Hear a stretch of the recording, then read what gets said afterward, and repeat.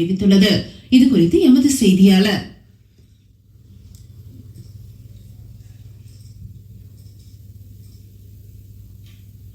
நெல்லை மாவட்டம் பாபநாசம் மேற்கு தொடர்ச்சி மலை வனப்பகுதிக்குள் கால்நடைகளை வளர்க்க இன்று முதல் அனுமதி மறுக்கப்பட்டுள்ளது. மலைப்பகுதிக்குள் வசிப்பவர்கள் யாரேனும் கால்நடைகள் வைத்திருந்தாலோ கால்நடைகளை வனப்பகுதியில் மேய்க்கவிட்டாலோ வன உயிரின பாதுகாப்பு சட்டத்தின்படி கால்நடை வைத்திருப்போர் மீது வழக்கு பதிவு செய்யப்பட்டு கால்நடைகள் கைப்பற்றப்படும் என களக்காடு முள்ளந்துறை புலிகள் காப்பக துணை இயக்குநர் இளையராஜா தெரிவித்துள்ளார். கால்நடைகளை வளர்ப்பவர்கள் உடனடியாக பகுதியிலிருந்து வெளியேற்ற வேண்டும் எனவும் எச்சரிக்கை விடுத்துள்ளார். நெல்லையிலிருந்து திருமலைக்குமார்.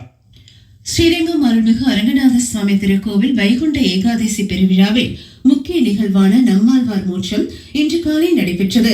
ஆயிரக்கணக்கான பக்தர்கள் இதில் கலந்து கொண்டனர். இந்திய இங்கிலாந்து அணிகளுக்கு இடையேயான முதலாவது 2020 கிரிக்கெட் போட்டி கொல்கத்தாவில் நாளை மறுநாள் தொடங்குகிறது. 5 போட்டிகள் கொண்ட இத்தொடரின் இறுதிப் போட்டி அடுத்த மாதம் 2ஆம் தேதி மும்பையில் நடைபெறும். செய்திச் சுருக்கம் நிறைவடைந்தது. அடுத்த செய்திச் சுருக்கம் 11 மணிக்கு.